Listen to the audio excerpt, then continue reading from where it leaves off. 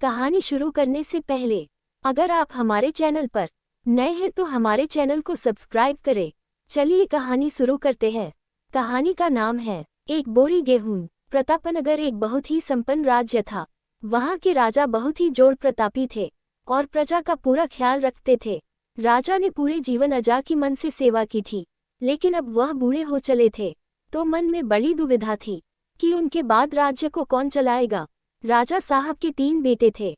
अब तीनों ने एक ही गुरु और एक ही विद्यालय से शिक्षा ली थी, लेकिन राजा ये निर्णय नहीं कर पा रहे थे कि कौन राज्य के लिए सबसे अच्छा उत्तराधिकारी है।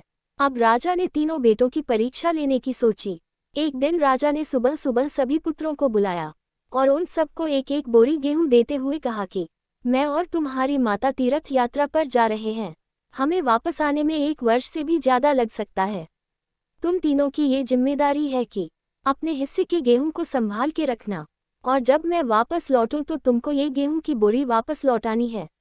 ऐसा कहकर राजा और रानी तीर्थ यात्रा पर चल दिए। सबसे बड़े बेटे से सोचा, ये गेहूं की बोरी पिताजी को वापस लौटानी है तो इसे मैं तिजोरी में बंद कर देता हूँ। जब पिताजी आएंगे तो वापस दे दूंगा। यही सोचकर उसने गेहूं की बोरी तिजोरी में रखवा दी ताकि एक दाना भी इधर उधर ना हो। दूसरे बेटे से सोचा कि तिजोरी में तो गेहूं सड़ जाएंगे, मैं इन गेहूं को खेत में डलवा देता हूँ जिससे गेहूं की अच्छी फसल होगी और पिताजी को एक बोरी की बजाय कई बोरी गेहूं दे सकूंगा। अब उसने न गेहूं के लिए अच्छा खेत देखा और न ही अच्छी उपजाऊ जमीन देखी और न ही खेत की घास फूस को साफ कराया। बस ऐसे ही एक बंजर जमीन पर गेहूं डलवा दिए और कभी उनकी देखभाल करने नहीं आया। उसे लगा कि अब अपने आप फसल आ जाएगी। तीसरा बेटा ज्यादा समझदार था। उसने अपने मित्र के साथ मिलकर एक अच्छा खेत देखा जो बहुत उपजाऊ था। फिर उसकी मिट्टी बदलवाए, वहां घास फूस की सफाई कराए और फिर विधि अनुसार गेहूं के दाने खेत में बो दिए। पूरी लगन और मेहनत से खेत की हिफाजत की, समय पर खाद पानी सब कुछ दिया। साल भर बाद पहली फसल आई, उसने फिर से उसे बोया, फिर और अन्न उपजा। खेत खलिहान लहलहाने लगा। ठीक राजा यही कोई 3 वर्ष बाद वापस आया। तीनों पुत्रों को देखकर बड़ी प्रसन्नता हुई, साथ ही मन में इच्छा थी ये जानने की कि बेटों ने गेहूं के साथ क्या किया। पहले पुत्र ने जैसे ही तिजोरी खोल के दिखाई, अंदर से बहुत बुरी बदबू आ रही थी। सब कुछ सड़कर राख हो चुका था। पिता ने कहा, ये अन्न है जिससे हम सबका जीवन चलता है और तुम इसकी देखभाल नहीं कर पाए, तुम क्या राज्य संभालोगे।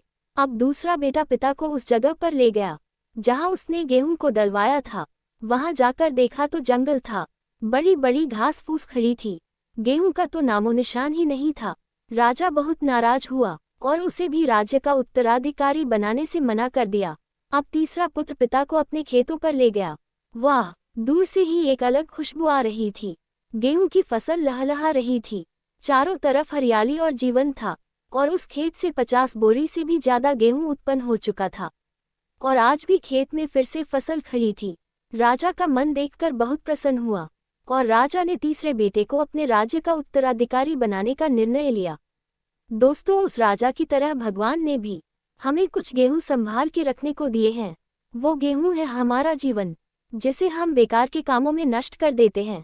ईश्वर ने जीवन दिया कि दुनिया का विकास करना, आपने ज्ञान को बढ़ाना और उसे बांटना, लेकिन हम अज्ञानी लोग इस जीवन को सड़ा देते हैं और अंत समय जब ईश्वर पूछता है कि जीवन में क्या किया, तो जवाब होता है शून्य। अपने मन की जमीन को साफ करिए, उसमें जो घास फूस हैं वो हटाइए, मन में जो ईर्ष्या, गुस्सा और व्यसनों को हटाइए और अच्छाई के बीज बोइए, फिर ईश्वर आपसे बेहद खुश होंगे। धन्यवाद। कहानी पसंद आए हो तो चैनल को लाइक और सब्सक्राइब करें।